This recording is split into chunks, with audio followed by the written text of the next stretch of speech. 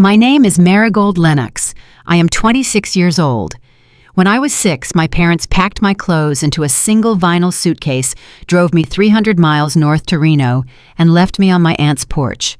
The drive took 7 hours, and nobody turned the radio on.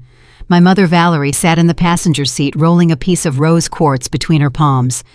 My father Preston kept checking his watch, anxious to get back to the tables before his lucky window closed. They did not leave me because they were out of money. They left me because a high-priced casino psychic named Madame Zara told them my aura disrupted their baccarat syndicate. In Las Vegas, a city that runs on the cold mathematics of losing the people feeding the machines prefer to call it luck. My parents treated superstition like a binding corporate policy. If a roulette wheel hit black while I was in the room, I was sent to wait in the hall. If a dealer drew a winning card, it was because I stood on the wrong side of the felt. When Madame Zara burned her sage and declared me a liability to their winning streak, they excised me from the family ledger before dinner. I was bad luck. Welcome to Fluffy Revenge. If your family ever treated you like a burden instead of a blessing, hit subscribe and drop a comment below, telling me your age and where you are watching from. You are going to love what the numbers did to them. I keep a faded photograph in the top drawer of my desk. It is the only physical proof I have of that era. In the picture, I am 5 years old, standing in a casino lobby with its loud carpet and flashing lights. I look small, clutching a plastic cup of arcade tokens to my chest. Preston and Valerie are in the frame, but they are looking away from the camera. Their eyes are locked on a high-stakes table in the distance. I pull that photograph out whenever I need to remind myself that in some bloodlines, loyalty is just a bad bet. 20 years later, I do not rely on auras. I rely on data. I am a data scientist. Luck is just a romantic word for uncalculated variance. Instead of betting on cards, I built a predictive algorithm that maps the Nevada hospitality market. It reads supply chain anomalies, tourist influxes, and vendor deficits with clinical accuracy. That code became the foundation of Apex Analytics, a tech startup I built from a folding table in a studio apartment into an entity that quietly dictates terms across the Strip. Yesterday morning, my firm finalized the acquisition of a failing vendor group. The target company supplies luxury amenities to major casinos, but their financial architecture is bleeding out. I sit in my quiet office overlooking the desert, scrolling through their recent quarterly reports across 3 monitors. The ledgers show a company running on gut feelings and irrational choices. The name on the distressed corporate header is Lennox Hospitality. Preston and Valerie still hold executive titles alongside my older siblings Savannah and Wyatt. They have no idea the faceless tech firm that just absorbed their debt is owned by the child they threw away. My cursor hovers over the executive termination protocols. A single keystroke could liquidate their positions today, but ending them from a distance lacks precision. They spent their lives hiding behind psychic visions and lucky charms. It is time they face the cold, unarguable reality of the math. The glow of 3 widescreen monitors bathes my quiet office in a cool blue light. Outside the floor-to-ceiling windows, the Nevada desert stretches into the horizon, silent and unyielding. Inside, the only sound is the rhythmic tapping of my keyboard as I parse through the digital remains of Lennox Hospitality. The raw financial data scrolls past my eyes, telling a story of profound decay. My parent company, Apex Analytics, acquired them just 72 hours ago. The purchase was a quiet, clinical maneuver. We bought their distressed debt for pennies on the dollar to salvage their failing contracts across the Vegas Strip. To the outside world, it looked like a standard corporate buyout. To me, it is the closing of a 20-year loop. Lennox Hospitality supplies high-end amenities to the most exclusive resorts in the city. They provide the Egyptian cotton sheets, the artisanal minibar selections, and the imported marble vanity sets. It should be a foolproof revenue stream built on luxury margins. Instead, the ledgers show a company bleeding cash from 100 self-inflicted wounds. I highlight a cell on the spreadsheet and trace the expenditure back to its source. My older sister, Savannah, serves as the director of client relations. She authorizes lavish dinners and promotional events, but the timing is erratic. A cross-reference with historical data reveals a pattern. Savannah refuses to pitch new contracts or sign vendor agreements during a waning moon. She delays critical negotiations based on astrological charts, costing the company prime renewal windows. My older brother Wyatt operates as the vice president of logistics. His requisition forms read like a parody of corporate management. I find a line item for a warehouse realignment that costs $30,000, categorized under facility optimization. The attached invoice is from a feng shui practitioner who advised Wyatt to move the loading docks to face east for better energy flow. The resulting bottleneck delayed deliveries to 3 major casinos, incurring severe penalty fees. Savannah and Wyatt grew up in a house where logic was treated as a nuisance. They learned their business acumen from Preston and Valerie, internalizing the belief that success is dictated by unseen cosmic forces rather than hard work. This is the ideological warfare that defines our bloodline. Preston and Valerie built a company on gut feelings, lucky ties, and superstitions. They surround themselves with psychics, tarot readers, and numerologists. They treat the Vegas Strip as a giant roulette wheel, placing blind bets with their employees' livelihoods. If a shipment is lost, they blame negative energy. If a client walks away, they blame a cursed boardroom. I operate on an entirely different plane of existence. I use predictive modeling. I run regression analysis to forecast supply chain disruptions months before they happen. I track consumer spending habits, seasonal tourism spikes, and inflation curves using stochastic models. The numbers do not care if Mercury is in retrograde. The math does not demand a blood sacrifice or a burning sage stick. I pull up the overarching profit and loss statements. The financial hemorrhage is staggering. Lennox Hospitality has been running at a severe deficit for 3 consecutive quarters. They missed essential vendor payments to cover their own extravagant executive salaries. They borrowed against future receivables to maintain the illusion of success, throwing good money after bad in a desperate attempt to catch a winning streak. It is the classic gambler's ruin, playing out in real time across corporate balance sheets. When Apex Analytics stepped in, we offered a lifeline. We assumed their debt and kept the doors open, demanding only total financial transparency in return. Preston and Valerie signed the acquisition papers without hesitation. They celebrated the buyout as a stroke of cosmic fortune, believing the universe had rewarded their positive vibrations with a faceless corporate savior. They have no idea that the CEO of Apex Analytics is the same child they discarded on a porch in Reno. They do not realize the predator is already inside the house. I lean back in my ergonomic chair and rest my hand on the smooth surface of my desk. My fingers brush against a small silver object sitting next to my keyboard. It is a simple USB drive. I pick it up, feeling the cool, heavy metal against my palm. This is my lucky charm. It does not contain rabbit fur or cheap crystals. It contains terabytes of proprietary algorithms, machine learning scripts, and unarguable facts. In modern America, true wealth is never held by the loudest gamblers in the room. The men shouting at the craps table wearing flashy suits and throwing dice are just tourists funding the architecture around them. Real power belongs to the quiet people who stay out of the neon light, the ones who calculate the house edge and ensure the math always favors the establishment. I am the house, and the house is about to collect. I look back at the termination protocols glowing on my screen. With a single keystroke, I could liquidate the executive board of Lennox Hospitality. I could send a sterile automated email terminating Preston, Valerie, Savannah, and Wyatt. I could lock them out of their email accounts, freeze their company credit cards, and sever their salaries without ever leaving this chair. It would be efficient. It would be clean. But it would also be a waste. Sending a digital executioner denies me the clarity I need. They spent their entire lives running from accountability, blaming bad luck and negative auras for their own profound failures. A termination email is just another abstract force they can dismiss as an unfair twist of fate. They need to explain their ledgers. They need to stand in a room and justify their ruin to a living, breathing person. I close the executive termination window. I open the employee onboarding portal for Apex Analytics. I decide to walk back into the lion's den, but I will not go as the CEO. The boulder resting on my chest is the weight of this decision. Returning to the Vegas branch means standing face to face with the people who looked at a 6-year-old girl and saw only a bad omen. It means breathing the same air as the parents who erased me. If I walk into their headquarters unrecognized, I expose myself to the raw, unfiltered reality of who they are today.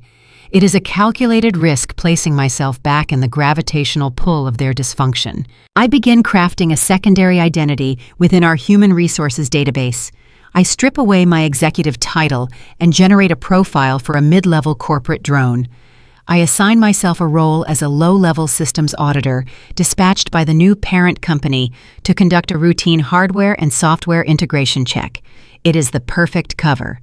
Executives in struggling companies treat IT auditors like invisible furniture. We are the people who fix the printers, plug in the Ethernet cables, and update the firewalls. We are ignored, overlooked, and granted access to every single corner of the digital infrastructure. I print a standard corporate identification badge. The plastic card features a plain photo of my face and my new title, Systems Integration Specialist. I clip it to a generic black lanyard. I pack a plain, unassuming briefcase with a standard-issue laptop, a bundle of diagnostic cables, and my silver USB drive. I turn off the monitors in my office. The blue light fades, leaving only the bright, harsh glare of the midday sun reflecting off the desert sand.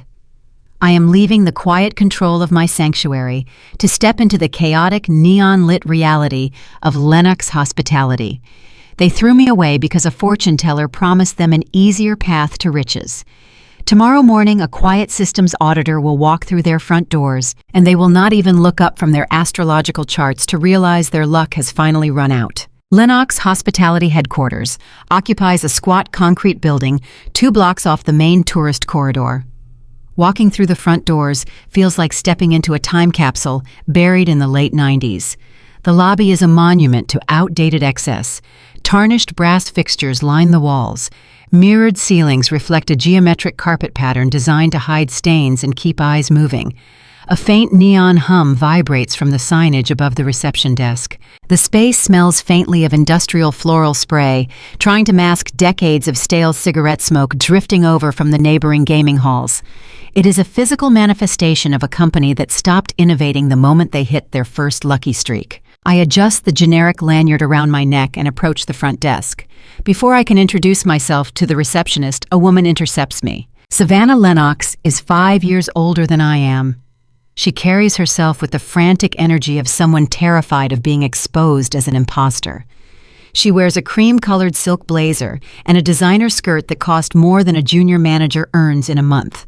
Her heels click sharply against the tile, announcing her authority before she even speaks.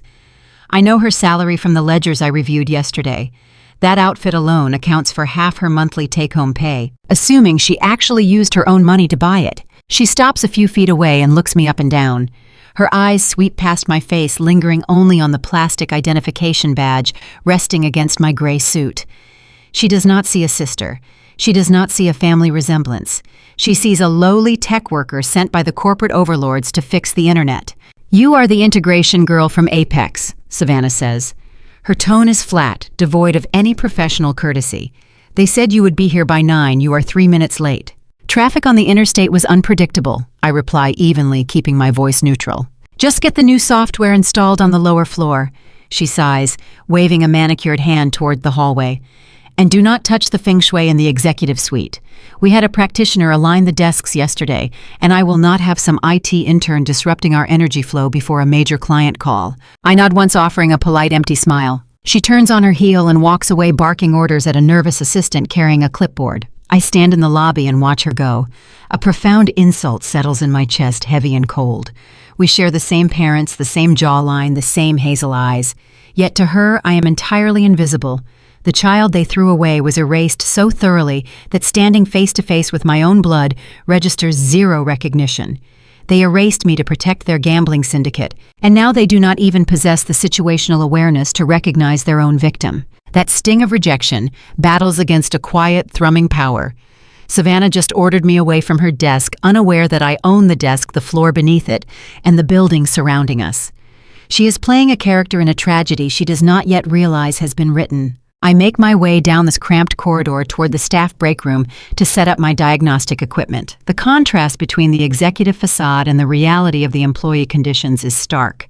The break room features peeling linoleum floors and flickering fluorescent lights. On the counter sits a cheap coffee machine. The glass carafe is cracked, and a sticky note reading "out of order" is plastered across the front. A young logistics coordinator stares at it with tired eyes before filling a paper cup with tap water. This broken machine is a pebble of truth hiding in their mountain of lies. Yesterday I read a line item in the corporate expense report. Savannah authorized a $600 dry-aged steak lunch at a premium casino restaurant, categorizing it as essential client retention. She feeds herself luxury on the company dime while refusing to approve a $50 replacement for a coffee maker her employees rely on. Her priorities are dictated by vanity, leaving the ground floor to suffer the consequences of her negligence. I open my unassuming briefcase and pull out my laptop. I connect my diagnostic cables to the local server port, hidden behind a dusty vending machine. The network is archaic, protected by security protocols I can bypass in seconds. Before I can launch the auditing software, a heavy scent of musky cologne invades the small room. I look up. My older brother Wyatt stands in the doorway. Wyatt is the Vice President of Logistics, a title he earned by birthright rather than competence. He wears a tailored suit with the top 2 buttons of his shirt undone, projecting a sloppy confidence. He holds a thick manila folder in his right hand. He walks into the break room and drops the folder directly onto my keyboard. "You are the auditor from Apex," Wyatt says, leaning against the counter. He tries to arrange his face into an intimidating glare. "I need you to push these through the new system." The old portal locked me out this morning before I could finalize my departmental requisitions. I slide the folder off my keyboard and open the cover. Inside is a stack of poorly documented expense reports. There are receipts for late-night entertainment venues, ambiguous consulting fees, and cash withdrawals labeled as emergency logistics funds. None of them have proper vendor identification codes. "I am here to integrate the hardware," I say, keeping my gaze fixed on the documents. "I do not have the authorization to bypass the automated approval system for expense reports." "Listen, sweetheart," Wyatt says, stepping closer to crowd my physical space. "We do things a certain way around here. These are approved expenses. I am a vice president. You are a tech girl. Just migrate the data and hit approve so accounting can cut the checks." He expects me to shrink. He expects a low-level employee to fold under the pressure of an executive title. That is how bullies operate in this culture. They use volume and proximity to force compliance. I slowly close the folder and slide it back across the table toward him. I look directly into his eyes. Apex Analytics policy requires all expenses above $500 to include a verified vendor tax identification number. I state calmly, "Your reports lack this documentation. If I force this through the system, the central algorithm will flag it as fraudulent activity, and it will trigger a manual review of your entire department by the parent company. I am returning this to you so you can correct the errors before formal submission." Wyatt stares at me, his jaw tightening. He is not used to being told no. He is used to yelling until people surrender. But my tone offers zero leverage. I am not arguing with him. I am reciting corporate policy like a machine. I am removing all emotion from the interaction, providing him with a logical wall he cannot punch through. "You people from corporate think you understand how this town works," he mutters, snatching the folder off the table. "You have no idea how much money we bring into this operation. Do not get in my way again." He turns and storms out of the break room, the heavy scent of his cologne lingering in the stagnant air. I sit back in my chair and open my auditing program. A quiet thrill hums beneath my ribs.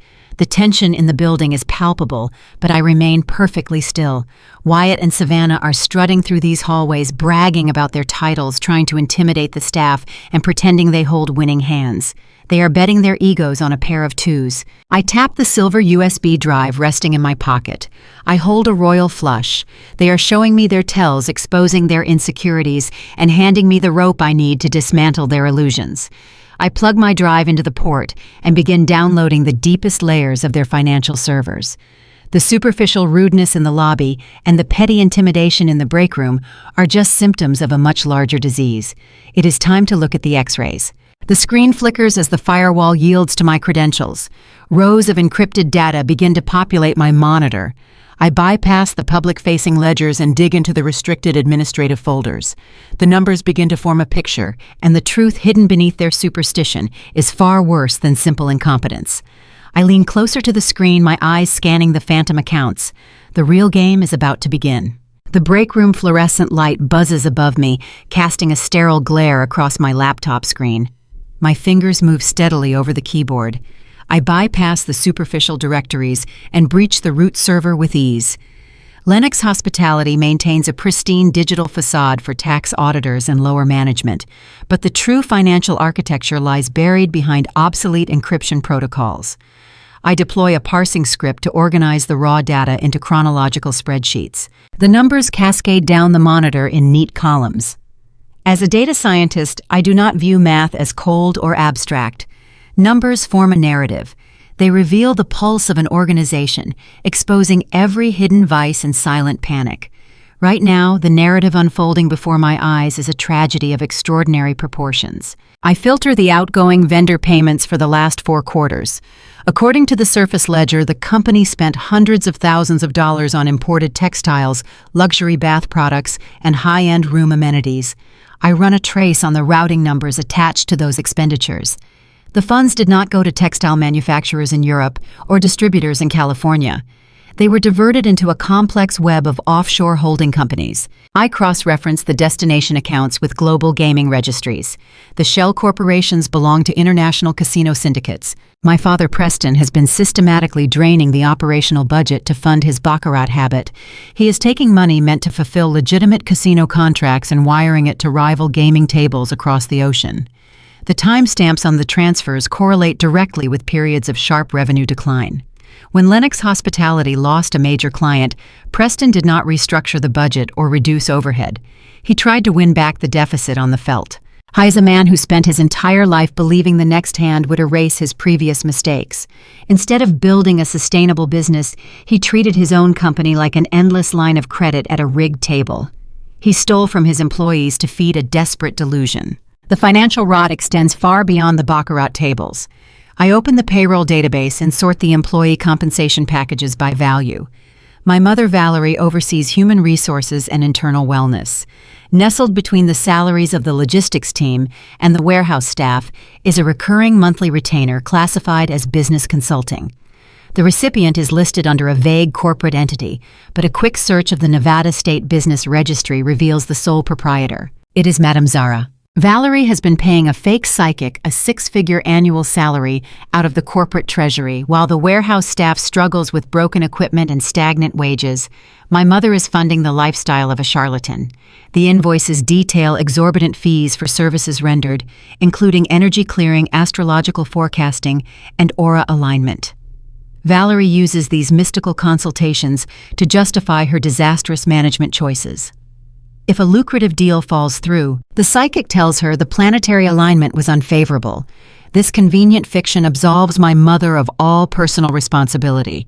She purchases peace of mind with stolen corporate funds, insulating herself from the reality of her own incompetence. I dive deeper into the archived files, pulling up legacy records that predate the modern digital system. I want to understand the origin of this behavior. I run a targeted query for the exact month and year my parents drove me to Reno and left me on that front porch. The search takes a few moments to process through the outdated database. When the results populate on my screen, my breath catches in my throat. There is a digital scan of a handwritten ledger from 20 years ago. The entry is dated just 3 days before my exile. It details a catastrophic financial loss at a high-stakes roulette tournament. Preston and Valerie lost a sum of money so large it nearly bankrupted their fledgling enterprise. They had borrowed against their mortgage and leveraged their limited inventory, gambling their entire future on a single weekend. They lost everything. This single entry rewrites the entire history of my childhood. They did not abandon me because Madame Zara saw a dark cloud hovering over my head. They did not send me away because I carried bad luck into the casino. They sent me away because they were deeply flawed people facing total financial ruin. They could not afford to raise a child after gambling away their livelihood. Instead of admitting their profound failure, they paid a fortune teller to provide a mystical excuse. I was merely a convenient scapegoat for their own inadequacy. If you have ever blamed yourself for the way toxic people treated you, take a close look at their ledgers. Numbers do not lie, but people terrified of numbers do. The pain of that realization is sharp, but it quickly dissolves into a profound, clarifying calm. I do not feel anger. Anger is an unpredictable variable that clouds judgment. I feel the cold, clinical precision of a scientist charting a predictable downward trend.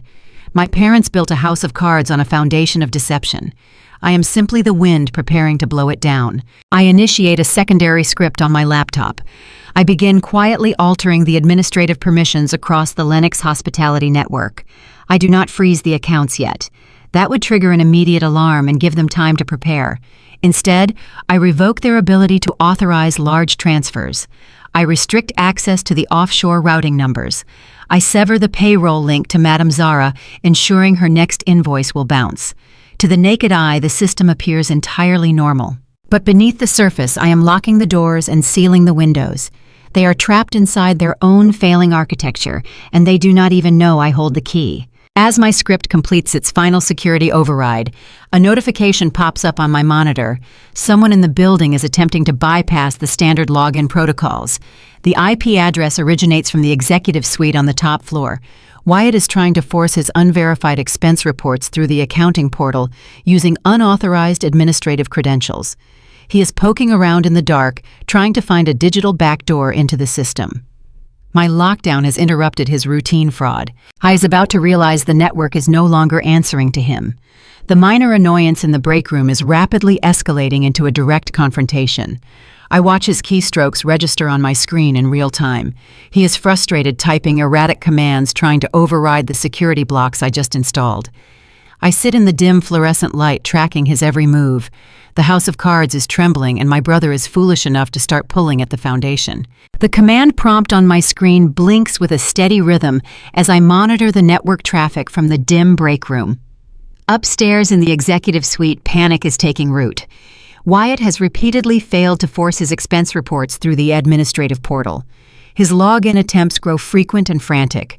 Within 10 minutes, the digital logs show Savannah joining him on the restricted network. My simple lockdown of their phantom vendor accounts has triggered a severe reaction. They are accustomed to skimming company funds without resistance.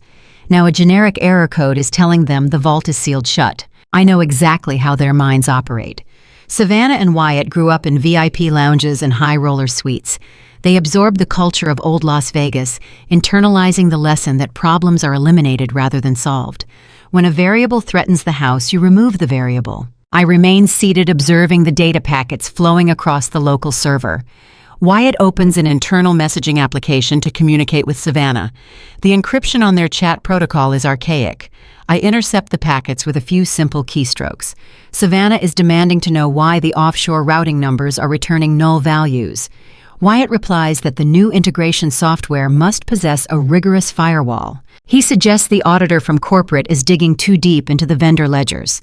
Savannah types a response that reveals the depth of their delusion. She insists they need to eliminate the bad energy before the parent company receives a negative audit report. They do not view me as a person. They view me as an obstacle to their continued theft. Wyatt initiates a file transfer from a hidden directory on his local machine. He is attempting to unleash a destructive malware payload into the lower-level servers. It is a crude ransomware script. He likely purchased it off a dark web marketplace rather than coding it himself. The execution path is designed to erase the phantom vendor ledgers and corrupt the payroll database to cover their tracks.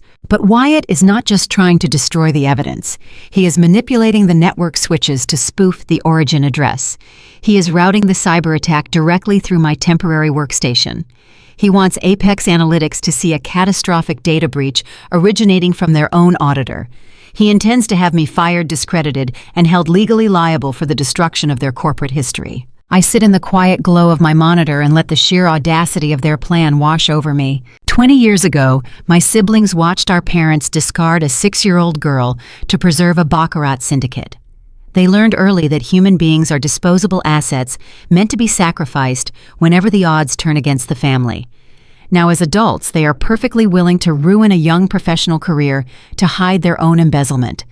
They are attempting to recreate the exact trauma of my childhood on a complete stranger. They ruin lives to save themselves, wrapping their greed in the language of luck and survival. I pause the network monitor and step out of the break room to stretch my legs. I walk down the narrow hallway toward the temporary desk Savannah assigned me this morning. The corridor is empty, but the air feels charged with artificial tension. Resting squarely on the center of my keyboard is a single playing card. It is the Ace of Spades. In the superstitious culture of casinos, the death card is a clear message. Wyatt left it there as a physical threat. It is a tactile warning to pack my bags and disappear before the hammer falls. He believes he is playing a high-stakes game of intimidation. He thinks a piece of laminated cardboard will strike fear into a corporate tech worker. I pick up the card. The edges are worn, suggesting it came from a deck they use often. I slide the paper into my blazer pocket. I sit down at the desk and open my terminal. Wyatt believes he is framing a naive employee. He does not realize that trying to outmaneuver the data scientist who built the entire Apex Analytics network architecture is like trying to drown a fish. He is throwing water at the ocean. I type a string of commands deploying a countermeasure I designed years ago. I do not block his incoming virus. Blocking it would alert him to my true capabilities. Instead, I create a sandbox environment within the local network. This is a digital mirror of the Lennox hospitality server, a fake replica containing synthetic files and ghost data. I reroute his malicious payload directly into this isolated bubble. The virus detonates harmlessly. I watch the code chew through fake ledgers and simulated payroll files. Up in the executive suite, Wyatt watches his progress bar, complete, fully believing he is destroying the real evidence and pinning the blame on me. While he celebrates his false victory, I launch a tracer program back along his spoofed path. The tracer silently breaches his workstation. I bypass his superficial security protocols and gain root access to his local hard drive. I activate a keylogger algorithm. Every single keystroke Wyatt makes is now recorded and transmitted directly to my encrypted database. I watch him type his passwords. I watch him draft a frantic email to Savannah confirming the deed is done and the auditor is successfully framed. I capture the digital receipt for the ransomware purchase buried in his downloads folder. I bundle all of this raw data into a secure file. This is no longer just a financial audit. It is a documented criminal conspiracy. My digital dossier grows exponentially. I categorize the evidence into neat, undeniable sections. Section 1 contains Preston and his offshore casino transfers. Section 2 details Valerie and her monthly payments to the fake psychic. Section 3 holds Savannah and her fraudulent expense reports. Section 4 is now dedicated to Wyatt and his attempted cyber-sabotage. The spreadsheet is a masterpiece of irrefutable facts. It outlines a family running a criminal enterprise disguised as a hospitality vendor. Wyatt and Savannah believe they have won. They think the auditor is ruined and the phantom vendors are safe forever. They are preparing to call their contacts at Apex Analytics to report my supposed data breach. They expect to see me escorted out of the building by security. But a new panic is brewing in the executive suite. My sandbox environment simulated the destruction of the payroll database, but it also triggered a series of automated financial alerts. The company bank accounts are reacting to the simulated breach just as I intended. Valerie is receiving notifications on her phone that her consulting funds are suddenly inaccessible. The transfers she scheduled for her spiritual advisor are bouncing. The superstition is creeping back into their minds. If the computers are failing and the money is frozen, they will not blame their own incompetence. They will blame a dark aura. They will look for a mystical reason why their flawless plan is unraveling. I sit at my desk and wait. The trap has snapped shut, and the prey is still bragging about the cheese. The stage is perfectly set for the matriarch to summon her spiritual advisor to cleanse the building. I adjust the screen on my laptop, ensuring the dossier is saved and locked behind a biometric encryption wall. The data is safe. The numbers are waiting. Upstairs, the simulated financial collapse sends shockwaves through the executive suite. Valerie does not check the server logs. She does not call a bank representative to inquire about the frozen funds. She relies on the only troubleshooting method she understands. Within an hour, the heavy scent of burning white sage drifts down the ventilation shafts, replacing the stale floral spray of the lobby. The matriarch has summoned her spiritual advisor to diagnose a software glitch. I sit at my temporary desk and listen to the commotion building in the corridor. The chaos is entirely predictable. I hear the jingling of silver bracelets before I see her. Madame Zara rounds the corner into the lower hallway, flanked by Valerie and Savannah. 20 years have aged the psychic, turning her dark hair a brittle gray and deepening the lines around her eyes. Her theatrical presentation remains identical. She wears a draped velvet shawl over a tailored pantsuit, a calculated blend of mysticism and corporate consulting. She waves a smoldering bundle of dried herbs through the air. She chants softly while Valerie follows a step behind her, hands clasped in frantic devotion. Valerie always required a cosmic excuse for her earthly failures. When a vendor sued them a decade ago for unpaid invoices, she blamed a retrograde transit rather than her own negligent accounting. Now, facing a frozen treasury, she seeks a scapegoat instead of a practical solution. The small crowd of logistics workers watches in stunned silence as Madame Zara sweeps through the cubicles. She pauses at the break room door, shaking her head and muttering about stagnant vibrations. Savannah takes diligent notes on a tablet, treating the performance like a board meeting. It is a darkly comedic spectacle. Grown adults in expensive business attire defer to a woman waving burning weeds to fix a ransomware attack. I keep my eyes on my monitor, pretending to review integration protocols. The smoke thickens the air around my desk, carrying a pungent, earthy smell that triggers an instant physical reaction in my chest. The jingling bracelets stop directly beside my chair. The chanting ceases. I look up from my screen. Madame Zara stands over me, her eyes narrowed in a practiced squint, intended to convey deep spiritual insight. She waves the sage bundle in a slow circle above my laptop. The ash falls onto my keyboard, smudging the plastic keys. She closes her eyes and takes a deep, dramatic breath, as if inhaling the essence of my digital workspace. "Here," Madame Zara whispers. She points a long, ring-adorned finger directly at my chest. "This is the source. The aura is dense. It is ruinous." She turns to Valerie, her voice echoing in the quiet hallway. "This girl carries a severe financial blockage. Her energy is fundamentally incompatible with your corporate prosperity. She is the reason your accounts are paralyzed today. The universe is rejecting her presence. You must remove her to restore the flow of your abundance." Valerie gasps, pressing a hand to her chest as if struck by a profound revelation. She looks at me, and I see the exact same expression she wore on that porch in Reno 20 years ago. It is a look of terrified relief. She has found her answer. She has found her bad luck. She does not see a data scientist attempting to upgrade her hardware. She sees a convenient vessel to hold all of her recent failures. "You need to leave," Valerie says. Her voice trembles with manufactured panic. "Pack your equipment immediately. I am contacting Apex Analytics to inform them that you are spiritually unsuited for this integration project. Your energy is compromising our operations.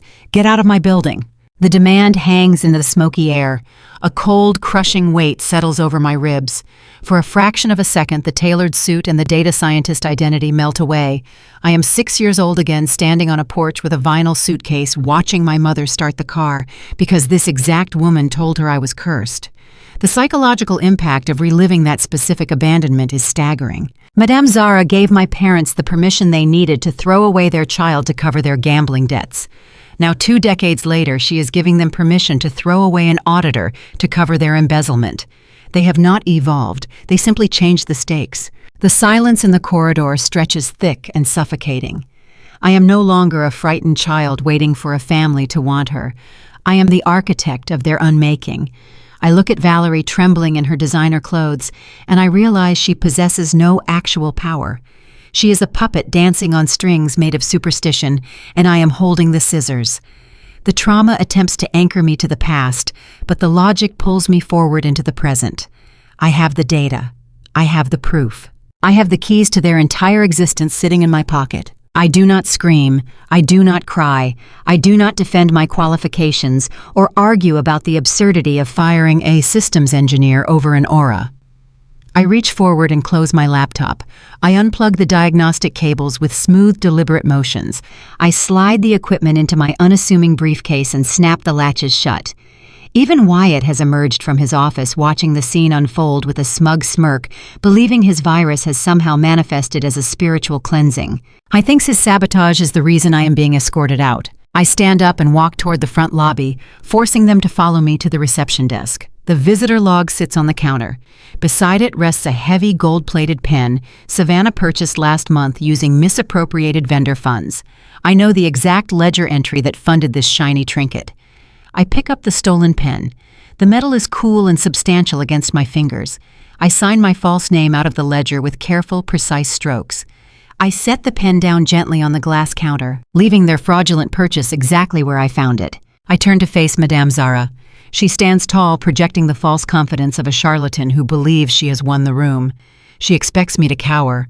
She expects me to argue or storm out in a fit of rage. I look directly into her eyes, stripping away the mysticism and reducing her to a single flawed data point.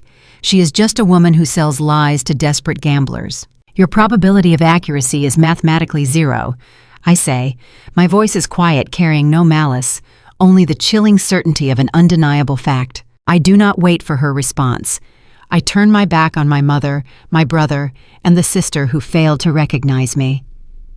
I walk through the brass doors and step out into the searing Nevada heat. The sun blinds me for a moment, but the path forward is perfectly clear. They threw me out of their building to protect their illusions. They do not realize I already extracted every piece of data required to destroy them. The trap is primed. I just need to retreat to my sanctuary and let the algorithms finish the job. The drive back to my headquarters takes 20 minutes, but it feels like crossing a dimensional border. I leave the flashing neon facades and the oppressive heat of the Las Vegas Strip behind, trading the chaotic energy of desperate gamblers for the pristine silence of my corporate sanctuary. My office sits on the top floor of a glass high-rise far removed from the stale cigarette smoke and burning sage. The air conditioning hums a steady, reliable note. The tinted windows filter the desert sun into a cool, manageable light. I set my plain briefcase on the polished mahogany desk. I do not throw it. I do not sweep my monitors onto the floor in a fit of dramatic rage. I take a slow, measured breath. The human instinct after being publicly humiliated and banished by your own mother is to wallow. The psychological weight of reliving a childhood trauma is designed to paralyze you. When my aunt took me in 20 years ago, her house was loud, crowded, and unpredictable. She meant well, but she offered pity instead of stability. I survived those early years by retreating into mathematics. Numbers provided the structure my family denied me. Code became my armor. A computer does not care about your aura. It only cares if your syntax is correct. I learned to process pain by organizing it into rows and columns, turning emotional chaos into actionable data. Today is no different. I open my laptop and connect it to the secure Apex Analytics mainframe. The raw data I extracted from the Lennox hospitality servers waits for me an untamed mountain of financial rot. I spend the next 3 hours structuring the evidence. I build a comprehensive digital dossier, formatting it with the clinical precision of an autopsy report. I divide their ruin into 6 distinct sections, ensuring no excuse or superstitious rationalization can survive the light of day. Section 1 details Preston and his offshore holding companies. I map the exact trajectory of the diverted vendor payments, tracing the stolen corporate funds across international borders directly into the accounts of rival baccarat syndicates. I cross-reference his gambling losses with the dates Lennox Hospitality failed to pay their luxury suppliers. Section 2 exposes Valerie. I compile the ridiculous invoices submitted by Madame Zara, highlighting the 6-figure annual retainer paid out of the employee healthcare and payroll budget. I attach the digital receipts for the energy clearings, the astrological forecasting, and the aura alignments, creating a perfect timeline of a CEO using stolen money to buy mystical pardons for her own negligent leadership. Section 3 focuses on Savannah. I list her fraudulent expense reports chronicling the expensive dinners, the designer clothing written off as client uniforms, and the spa retreats categorized as team-building exercises. Beside her luxury expenditures, I attach the maintenance requests from the logistics floor that she denied, including the broken break room coffee machine. Section 4 contains the undeniable proof of Wyatt and his attempted cyber-sabotage. I upload the keylogger files, the intercepted network packets, and the spoofed IP addresses. I provide the digital receipt for his dark web ransomware purchase. The evidence clearly demonstrates an executive attempting to launch a catastrophic data breach to frame an innocent auditor. Section 5 outlines the strict financial covenants of the Apex Analytics acquisition agreement. I highlight the clauses Preston and Valerie signed just 72 hours ago, legally binding them to total transparency and ethical management. I place their signatures next to the undeniable proof of their ongoing embezzlement, establishing a clear, actionable breach of contract. Section 6 is the most personal. I upload the scanned image of the handwritten ledger from 20 years ago. The entry shows the devastating roulette loss that nearly bankrupted them. I place it at the very end of the dossier, a silent testament to the lie that defined my existence. It proves they sent a 6-year-old child away because they were toxic, deeply flawed people who needed a scapegoat for their own profound incompetence. I sit back and review the completed document. The cursor blinks at the end of the final page, a rhythmic pulse against the stark white background. If you have ever had to meticulously document someone's cruelty just to prove you aren't crazy, you know exactly how heavy this cursor felt. Drop a heart in the comments if you have survived the gaslighting. The dossier is flawless, but compiling the evidence is only the first phase of the operation. The second phase requires a mechanism of delivery. They expect the quiet IT worker to disappear into the desert. They assume their phantom accounts are safe, protected by Madame Zara and her burning sage. I need to shatter that illusion, simultaneously leaving them no room to spin a new lie. I open a fresh terminal window and begin writing a new script. This code is not designed to observe or protect. It is an execution protocol. I link the script directly to the overarching financial authority Apex Analytics holds over Lennox Hospitality as their new parent company. I program the algorithm to bypass their local security and interface directly with their banking institutions, their corporate credit providers, and their payroll distribution channels. I set the execution timer for exactly 2:00 a.m. When the clock strikes that hour, the script will automatically freeze every corporate credit card assigned to the Lennox Executive Board. Savannah will find her platinum accounts declined. It will lock the phantom vendor accounts, trapping Preston and his offshore funds in digital purgatory. It will sever the payroll access points, ensuring Valerie cannot route another cent to her fraudulent psychic. The algorithm will erect an impenetrable firewall around their entire financial existence, branding every frozen asset with a single unyielding digital watermark, citing a pending parent company audit. As I compile the final lines of code, a profound thematic shift settles over my office. The transition is subtle but absolute. For 2 decades, I carried the invisible weight of being the discarded child, the bad omen waiting for a family to want her. I spent my life quietly proving my worth to a universe that seemed determined to reject me. But looking at the execution timer counting down on my screen, that frightened child vanishes entirely. I am no longer the victim of their superstition. I am the architect of their unmaking. I hold the power to dismantle their reality, not through magic or luck, but through undeniable algorithmic truth. The software prompts me to name the execution file before saving the protocol to the central server. I look at the flashing prompt. I think about the heavy gold pen sitting on the reception desk. I think about the ace of spades left on my keyboard. I think about the smell of burning sage and the cruel, dismissive point of a fortune teller claiming my energy was the source of their ruin. I place my hands on the keyboard. I type the file name with slow, deliberate keystrokes. Bad luck, exe. I hit enter. The system accepts the protocol. The timer engages, sinking into the background of the network, a silent predator, waiting for the Earth to rotate into the early morning hours. The trap is officially set. The tension in my office gives way to a chilling, perfect stillness. The gamblers are sleeping, unaware that the house has already dealt the final hand. Before the digital trap springs at 2 a.m, there is a quiet prologue that sets the stage for their impending ruin. To understand the depth of their delusion, we must step back a few hours, returning to the immediate aftermath of my eviction from the Lennox Hospitality headquarters. When I walked out of the brass front doors and into the searing Nevada heat, I did not head straight for my vehicle. The corporate offices are physically connected to a sprawling older casino via an air-conditioned sky bridge.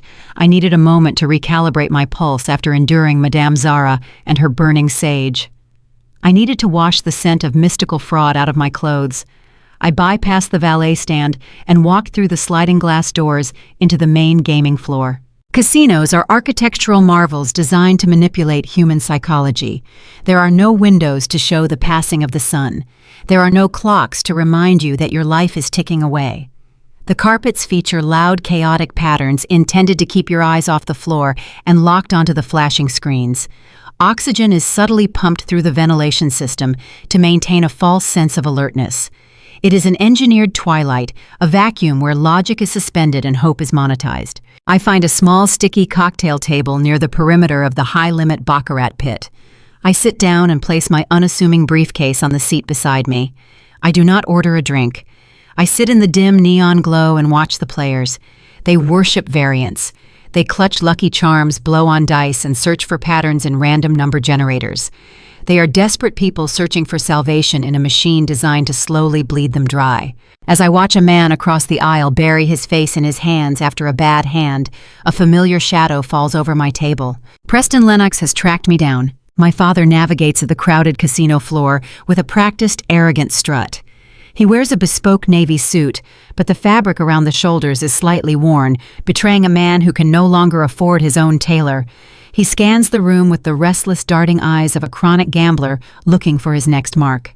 He spots my gray blazer and heads straight toward my table. He wants to ensure the problem is truly neutralized.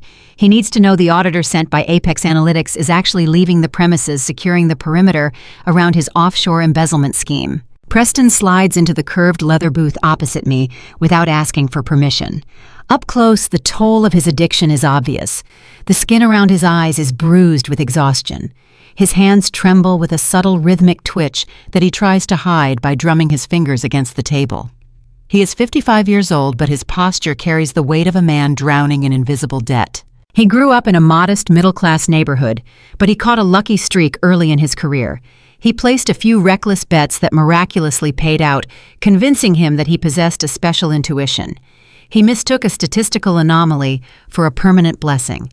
That delusion poisoned his entire existence. He never learned how to solve a problem through hard work or discipline. He only learned how to finance his escapes. He leans forward, resting his forearms on the table. He attempts to arrange his face into an expression of weary, relatable charm. He still does not recognize the hazel eyes staring back at him. To him, I am just a nameless corporate drone causing a headache. "Listen, I apologize for the theatrics back there," Preston says. His voice is smooth-coated in the slick cadence of a seasoned salesman. "My wife has her quirks. We run a highly specialized operation, and we have to respect the spiritual health of our workspace. I am sure you understand how sensitive these integration projects can be. It is a pathetic attempt to normalize a firing based on an aura." He is trying to build a bridge of false camaraderie, hoping to manage my reaction. I is terrified of what I might write in my status report to the parent company. "I understand corporate policy," I reply, my voice devoid of inflection. Preston chuckles, a hollow sound that fails to reach his eyes. "Right, corporate policy. But we are all adults here. We know how the real world operates. Sometimes personalities clash. Sometimes an environment just rejects a certain dynamic." He reaches into the interior pocket of his tailored jacket. He does not pull out a corporate checkbook. He does not offer a formal severance document. He pulls out a stack of high-denomination casino chips. The clay discs are black with purple inserts. They are $500 each. He slides a neat stack of 10 chips across the sticky surface of the cocktail table. $5,000 in untraceable liquid casino currency. "For your trouble today," Preston says, tapping the top of the stack with his index finger. "Let's just call the hardware integration a mutual mismatch. You write a clean, favorable status update for your bosses at Apex. You take a long weekend on the strip, catch a show, have a nice dinner. We all part as friends and everyone goes home happy." He relies on the classic Vegas tactic of paying off inconveniences. This is his universal cure for moral rot. If a problem arises, you slide cash across the table and wait for the problem to look the other way.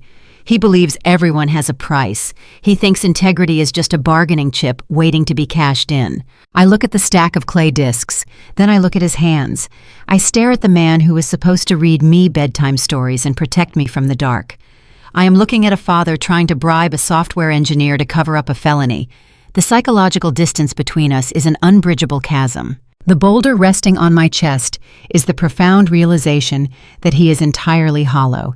There is no hidden wisdom inside Preston Lennox. There is no misunderstood genius. He is just a frightened addict throwing stolen money at a fire, hoping to delay the inevitable burn. I do not reach for the chips. I do not widen my eyes in feigned shock. I do not display indignation or threaten to call security. I sit in perfect, eerie silence. I offer him nothing. No validation, no outrage, no agreement. My lack of reaction deeply unsettles him. His charming smile falters. He shifts uncomfortably against the vinyl booth. He expects a negotiation. He expects greed. He is entirely unequipped to handle a woman who requires nothing from him. The ambient noise of the casino swells to fill the void between us. The ringing of slot machines, the cheering of tourists, and the rhythmic clicking of a nearby roulette wheel form a chaotic symphony. My attention drifts toward the high-limit roulette table situated a few feet away. The croupier waves his hand over the green felt betting layout, signaling the end of the betting window. "No more bets," the dealer calls out. He spins the heavy mahogany wheel and sends the small ivory ball gliding along the wooden rim in the opposite direction. The ball loses momentum. It drops down the sloped track, bouncing against the brass deflectors with sharp, erratic clicks. The sound cuts through the heavy air. Click, click, click. The ivory sphere dances across the spinning, numbered pockets, a physical manifestation of blind chance. Preston watches it out of the corner of his eye, unable to resist the pull of the game. He holds his breath, silently praying for a favorable outcome, even though he has no money on the felt. The ball settles into a pocket. The wheel slows. The dealer places the marker on the winning number. 00, he announces, his voice echoing over the pit. House wins. The dealer sweeps the board clean. Every stack of chips, every desperate bet is pulled unceremoniously into the dealer's tray. The house collects every stray dollar. The gamblers groan, their faces sinking as their illusions of luck are shattered by the cold reality of the mathematical edge. I return my gaze to Preston. The confusion in his eyes is palpable. He stares at the untouched bribe sitting between us, his nervous twitch returning to his fingers. I place my hands flat on the table and stand up. I pick up my briefcase. "Keep your chips, Preston," I say quietly. My voice is smooth, devoid of anger, carrying only the chilling certainty of an undeniable fact. The house always wins, and your odds just bottomed out. I turn and walk away, navigating through the maze of flashing slot machines and desperate patrons. I do not look back. I leave him stranded in the neon glow, staring at a stack of worthless chips, utterly confused by a woman who cannot be bought. I retrieve my car from the valet and drive back to my sanctuary in the desert. I sit in my quiet office, watching the digital clock on my monitor inch closer to the execution window. The bribe in the casino was his final pathetic attempt to control the narrative that had already slipped through his fingers. Now there are no more conversations to be had. There are no more negotiations. The clock strikes 2 in the morning. The trap springs. At precisely 2 in the morning, the servers at Apex Analytics dispatch the execution protocol. It travels silently through fiber optic cables beneath the sleeping desert, slipping past the outdated firewalls of Lennox Hospitality without triggering a single alarm. The code operates with surgical precision. It targets the banking authorization gateways, severing the digital tethers that connect the executive suite to their corporate funds. It overwrites the administrative credentials for the internal network, encrypting the local directories. In less than 3 seconds, the digital architecture of their fraudulent empire is dismantled and rebuilt as an inescapable cage. I sit in my quiet office, bathed in the glow of my monitors, and watch the confirmation nodes turn green across my dashboard. The mechanism is locked. The sun rises over the strip, baking the asphalt and signaling the start of a new business day. Savannah begins her morning at a premium brunch venue inside a high-end resort. She hosts 3 prospective clients ordering imported truffles and vintage champagne. Savannah spent her teenage years watching our parents fluctuate between casino comps and eviction notices. She engineered her entire adult persona to project undeniable affluence, terrified of ever looking poor in a city that despises poverty. When the waiter presents the leather checkbook, she slides her platinum corporate card across the mahogany table with practiced indifference. The total exceeds $600. The waiter returns a few minutes later, leaning down to whisper politely, "The card has been declined." Savannah forces an artificial, breathless laugh, assuring the clients it is merely a bank error. She retrieves a secondary corporate card from her designer purse. Declined. The waiter offers a rigid, unforgiving smile, the universal mask of hospitality staff dealing with a deadbeat. She is forced to drain her personal checking account to cover the tab, leaving the restaurant flushed with profound humiliation. Her foundation of fake wealth has just fractured in front of the very people she needs to impress. Across town, Wyatt arrives at the Lennox Hospitality headquarters. He skips his usual morning routine of intimidating the logistics staff and heads straight for his office, locking the door behind him. The adrenaline from yesterday has faded, replaced by a gnawing paranoia. He wants to scrub his local hard drive and delete the tracking data from his ransomware deployment just to ensure the fired auditor left no trace. He wakes his computer and types his administrative password. The screen shakes, returning a bold red error message stating his credentials are void. He types it again, striking the keys with mounting frustration. Void. He tries to access his departmental budget to authorize a cash withdrawal. Access denied. Wyatt built his career on nepotism and loud demands, bullying subordinates who were too afraid of his last name to report his incompetence. Now a machine is telling him no, and he lacks the vocabulary to argue with it. He realizes the quiet systems integration specialist did not run away in defeat. She possessed root access to his entire existence, and she used it to lock him out of his own kingdom. The panic converges in the executive suite. Preston sits at his desk, sweating through his tailored shirt. He owes a significant marker to the baccarat pit from the previous night, a debt he intended to cover by floating funds from a newly signed hotel amenity contract. He logs into the offshore routing portal, a system he has used 100 times to siphon company money. He inputs the transfer amount and hits execute. The screen freezes. A gray overlay covers the portal interface. In the center of the monitor, a stark digital watermark appears. It reads, "Pending Parent Company Audit." Preston stares at the glowing text. His lungs forget how to pull in air. In Las Vegas, the transition from extreme wealth to sudden financial ruin is a cultural hallmark. Fortunes evaporate between the roll of the dice and the landing of the ball. Preston is experiencing that sharp, brutal drop in real time. The illusion of his success, maintained for decades through theft and superstition, disintegrates in a matter of seconds. He cannot pay his markers. He cannot access his salary. He cannot even buy a cup of coffee on the company ledger. He reaches for his desk phone to call his bank representative, but the line yields only a dial tone. The internal telecommunications network routing through the corporate server has also been severed. Valerie attempts to call Madame Zara for an emergency consultation, but her company mobile device displays a suspended service notification. The family gathers in the central hallway, their faces pale, their voices hushed with disbelief. They are locked out of their own lives. They cannot authorize shipments, pay vendors, or access their client databases. They stare at the screens displaying the audit watermark and slowly understand the magnitude of their error. The unassuming woman they dismissed, bullied, and threw out the day before was not a disposable tech worker. She was the architect of their unmaking. The boundary I established is strict and unyielding. For 20 years, they navigated life by blaming negative energy and bad auras for their failures. Today, they are confronting a force that cannot be cleansed with burning sage. They are experiencing the cold nature of mathematical consequence. They possess no leverage, no cash, and no mystical escape routes. Their titles mean nothing. Their designer clothes are just costumes. They are gamblers who pushed all their chips into the center of the table on a losing hand, and the dealer has just cleared the board. Sitting in my pristine office miles away, my secondary monitor chimes with a notification. It is an incoming message routed to the generic public-facing contact address for Apex Analytics.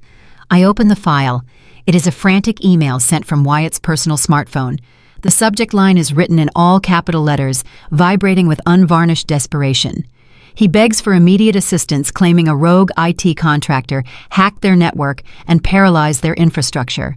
He pleads for emergency access to their operational funds, citing critical vendor deadlines and impending payroll defaults. He is pleading with a faceless corporate entity to save him from a trap I built. He is throwing his last desperate plea into the void, hoping the universe will reward him with a lucky break. I read the email with clinical detachment.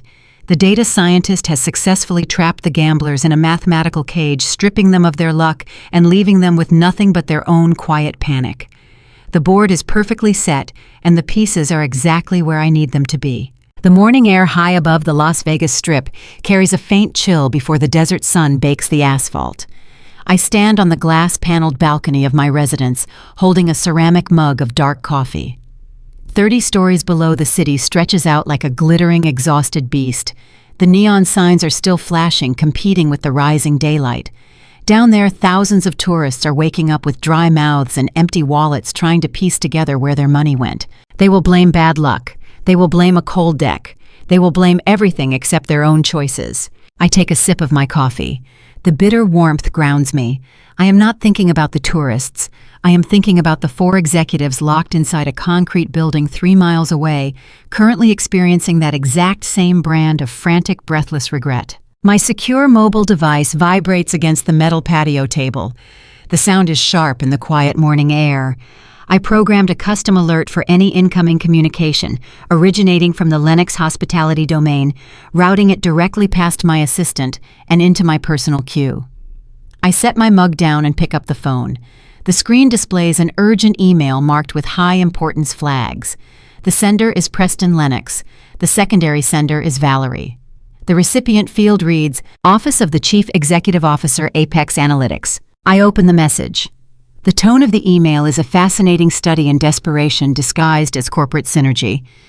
Preston and Valerie spent their entire lives running from accountability, and their writing reflects that lifelong habit.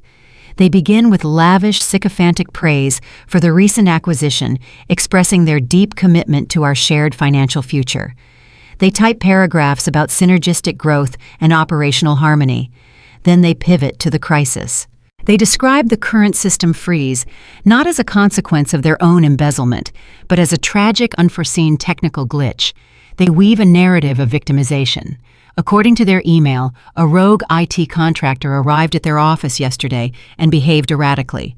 They claim this unnamed auditor displayed hostility, refused to follow standard integration procedures, and ultimately launched an unprovoked cyber attack against their infrastructure before fleeing the premises. They suggest this low-level employee might be an industrial spy or a disgruntled saboteur. They are throwing the quiet systems integration specialist directly under the bus, hoping the parent company will accept her as the sacrificial lamb. The final paragraph strips away the corporate jargon and reveals the raw, unfiltered panic beneath. Preston begs for an emergency boardroom meeting to resolve the misunderstanding. He promises total compliance, open ledgers, and full cooperation. He asks the anonymous CEO to intervene and restore their access to the operational funds so they can meet critical vendor deadlines. They are groveling. They are pleading for salvation from a faceless tech entity because their bank accounts are drained. Their credit cards are declining and their psychic advisors cannot reverse a hard-coded algorithm. The irony rests heavy on my shoulders, carrying the weight of a physical stone. I lean against the balcony railing and read the words again. 20 years ago, Preston and Valerie knelt in front of a fortune teller, begging Madame Zara to lift a curse. When the psychic pointed a finger at a 6-year-old girl, my parents eagerly threw me away to save their gambling syndicate. They banished me to protect their wealth. Now 2 decades later, they are bankrupt, terrified, and writing a desperate letter to a billionaire CEO begging for a financial lifeline. They are begging the exact child they discarded, and they have no idea she is the one holding the pen. This is the precise outcome I engineered, yet the reality of it feels strange and profound. My parents never changed their strategy. When cornered, Preston always searched for a bigger player to bail him out. He used to write similar letters to casino hosts, asking for extended credit lines and promising to pay them back after his next hot streak. Valerie always played the role of the charming, compliant hostess, offering baked goods and spiritual blessings to debt collectors. They perform compliance whenever their backs are against the wall. But compliance born of terror is not genuine change. It is just a temporary survival tactic. I look at the blinking cursor at the bottom of the screen. A standard executive might reply with a demand for preliminary financial disclosures. A normal parent company might send a team of corporate lawyers to draft a severance package. I require neither. I have all the data I need stored securely in a digital dossier waiting to be unleashed. I tap the calendar application on my phone. I do not draft a lengthy response to their email. I do not reassure them or validate their lies about the rogue auditor. I create a new digital calendar invite. I select a high-end neutral boardroom located in a sleek corporate center downtown, far away from their smoky, sage-scented headquarters. I schedule the meeting for 9 o'clock tomorrow morning. In the subject line, I type 3 words, Mandatory Executive Review. I scroll down to the signature block. I delete my name. I leave it blank save for the official title. I sign the invitation simply as the Office of the CEO Apex Analytics. I press send. The calendar invite fires off into the digital void, an unfeeling packet of data that will land in their inboxes like a verdict. I can envision the scene in their office when the notification chimes. Savannah will gasp. Wyatt will pace the floor. Preston and Valerie will cling to this meeting as their final hope, believing they can charm an unknown tech billionaire into unlocking their vault. They will spend the entire night rehearsing their excuses, polishing their lies, and praying to their crystals for a favorable outcome. I turn away from the balcony and walk back into my quiet, climate-controlled living room. The thrill of the impending confrontation battles with a quiet, creeping tension in my chest. Tomorrow morning, the digital shield drops. The unassuming auditor disguise is gone. The safety of remote network manipulation is over. I must step into a physical room and face the people who erased me. I must stand before them not as a ghost in their machine, but as the undeniable authority governing their fate. The internal conflict sharpens. For 2 days, I have operated as a silent observer, watching their dysfunction through a screen and manipulating their reality with code. Code is predictable. Human beings cornered and stripped of their delusions are volatile. I must prepare myself to absorb their shock, their denial, and their inevitable rage without breaking my composure. I cannot allow the traumatized 6-year-old to surface during the negotiation. I must remain the data scientist, treating their emotions as predictable variables in a concluding equation. I walk into my bedroom and open the closet. I bypass the casual attire and select a tailored slate gray suit. It is a garment designed for corporate warfare. It projects structure, discipline, and uncompromising authority. It is the antithesis of Las Vegas flash. I lay the suit across the bed, staring at the sharp lines of the fabric. Tomorrow, the Lennox family will walk into a glass-walled conference room, expecting to meet a ruthless, seasoned corporate raider. They will expect an older man in an expensive watch who cares only about profit margins. They will prepare to offer him whatever he demands to keep their titles and their salaries. Instead, the door will open, and the bad luck they banished to Reno will walk into the room and take the seat at the head of the table. I retrieve my silver USB drive from my briefcase and place it next to the suit. The dossier is loaded, the numbers are verified, and the trap is fully armed. The creeping dread in my stomach slowly transforms into a cold, crystalline anticipation. The final payoff is approaching, and the math guarantees a perfect, devastating result. Let them spend tonight praying for a miracle. Tomorrow they face the algorithm. I wake before dawn. The desert sky is a bruised purple, quiet and indifferent. Today requires a specific kind of armor. I step into my closet and bypass the softer fabrics. I select a tailored suit in a stark slate gray. The lines of the jacket are sharp, the tailoring precise and unforgiving. I pull my dark hair back, smoothing it into a severe, tight knot at the nape of my neck. I apply no makeup. I wear no jewelry. The goal is to eradicate any trace of vulnerability. I want to embody the unarguable cold nature of hard math. Las Vegas is a city that demands theatrical costumes. People wear feathers, sequins, and silk to distract themselves from the reality of the mathematical odds stacked against them. My attire is the absence of distraction. I look like a margin call. I look like a foreclosed mortgage. I drive into the downtown corridor as the city begins to wake. The location I chose for this meeting is a corporate high-rise far removed from the tourist traps of the Strip. It is a fortress of glass, steel, and polished concrete. There are no slot machines ringing in the lobby. There are no patterned carpets designed to hide spilled drinks and cigarette ash. The air smells of ozone and expensive floor wax. It is an environment built for logic, a place where business is conducted without the interference of mystical delusions. I take the private elevator to the 14th floor. The conference room sits at the end of a long, pristine corridor. It features floor-to-ceiling glass walls that offer zero privacy. The windows look out over the arid, sprawling desert, rather than the flashing signs of the casinos. The table is a long slab of crisp white marble, devoid of any warmth or decoration. The chairs are ergonomic and rigid. It is a room designed to strip away illusions. If you bring superstition into this environment, the sterile fluorescent lighting will bleach it dry. I do not sit in the room waiting for them. I stand in an adjacent executive office watching the hallway feed through a high-definition security monitor on my desk. At 10 minutes before 9, the elevator doors slide open. The Lennox family steps out in unison. They look exhausted. The digital freeze I initiated the previous night has clearly taken its toll. Preston leads the pack. He wears a dark suit, but around his neck hangs a garish, bright green silk tie. It is the exact tie he wore during a legendary winning streak at a craps table 15 years ago. A rational business owner facing a corporate buyout would bring financial ledgers and profit projections. Preston brought a piece of dyed silk, relying on a textile to save him from financial ruin. Valerie walks closely beside him. Her hand is tucked tightly against her chest. Even through the security footage, I can see the sharp angles of a polished quartz crystal clutched in her fist. She is gripping a rock, hoping it will emit enough positive energy to sway a billionaire executive she has never met. Savannah and Wyatt trail behind their parents.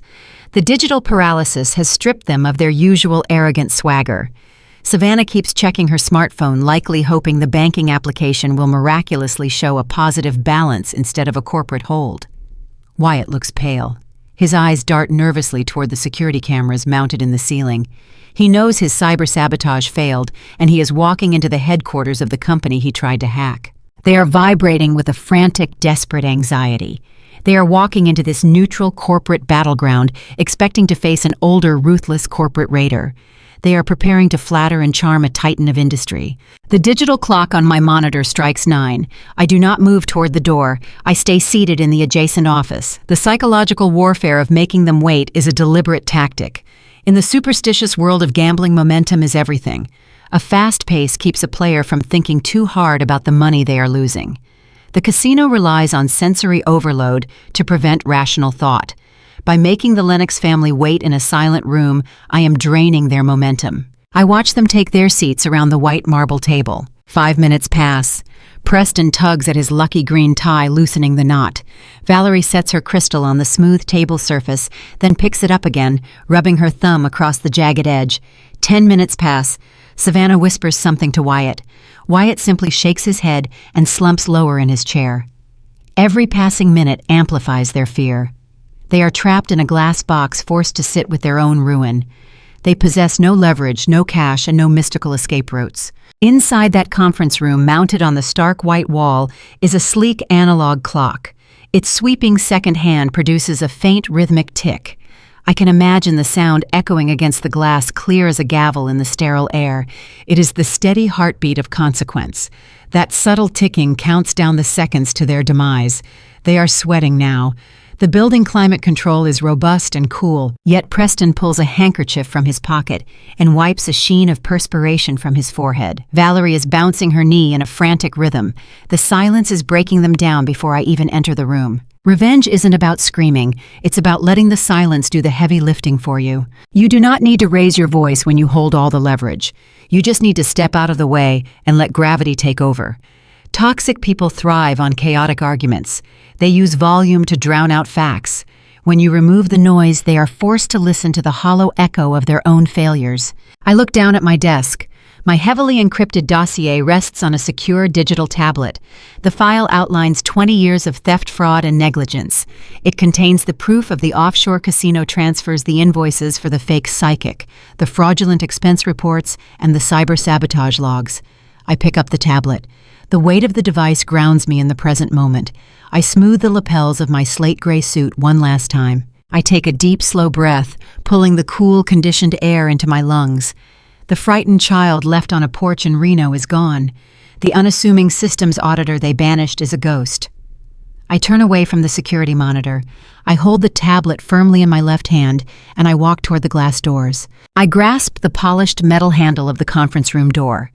The glass is thick, engineered to keep private corporate negotiations sealed away from the corridor. I push the heavy door open and step across the threshold. The transition is instantaneous. The atmosphere inside the room feels stagnant, heavy, with the suffocating dread of 4 people waiting for an executioner. My entrance disrupts their tense vigil. 4 heads snap toward the doorway in perfect unison. They expect a towering figure of industry, a graying tycoon flanked by high-priced corporate lawyers, ready to dictate terms. Instead, they see the woman they evicted from their building yesterday afternoon. Savannah sits in the chair closest to the entrance. She spent her formative years absorbing our parents' toxic hierarchy, learning to categorize human beings by their perceived net worth. To her, a slate gray suit on a young woman signals support staff. She recognizes my face from the lobby. The anxiety in her eyes vanishes, replaced by a flare of unearned indignation. She actually scoffs a sharp, dismissive sound that cuts through the sterile air. She assumes the parent company sent the IT auditor to fetch coffee, distribute printed agendas, or calibrate the display screen. "What are you doing here?" She snaps, her tone dripping with arrogant impatience.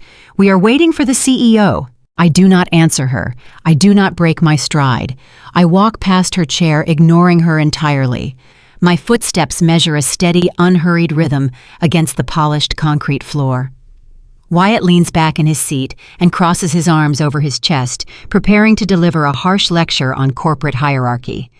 Valerie clutches her piece of rose quartz tighter, pressing the smooth stone against her collarbone, as if it might ward off a bad omen.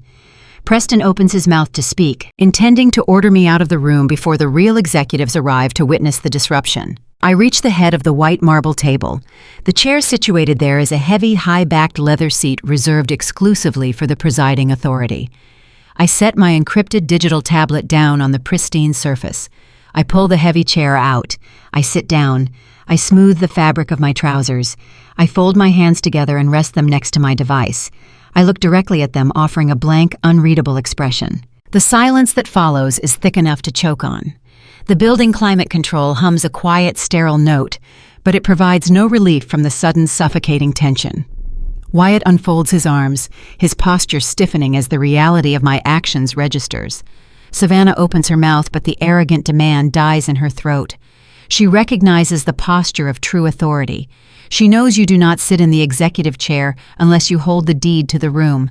The confusion on their faces begins to sour, transforming into a creeping, unnameable terror. The sleek analog clock on the wall continues its rhythmic ticking, counting the seconds of their unraveling. I lock my gaze on Preston. The bright green silk tie hanging around his neck looks pathetic under the harsh fluorescent lighting. He is a man who spent his life studying the micro-expressions of rival gamblers, searching for the subtle tells that reveal a bluff. He is searching my face right now, desperate for a clue to explain my behavior. I let him look. He studies the shape of my jaw. He notes the color of my hazel eyes. He sees the distinct, familiar arch of a brow that mirrors his own. I watch the cognitive gears turning behind his exhausted, sunken gaze. The historical timeline aligns in his mind. 20 years ago, he abandoned a 6-year-old girl to appease a fortune teller. Today, a 26-year-old woman sits before him holding the keys to his financial prison. The calculation finalizes. The color drains from his cheeks, leaving a sallow, grayish pallor. The realization hits his eyes with the force of a physical blow. He sees the facial structure. He sees the timeline. He sees the reality. He is not looking at an insubordinate auditor. He is looking at his own discarded blood. The silence stretches, wrapping around the four of them like a shroud.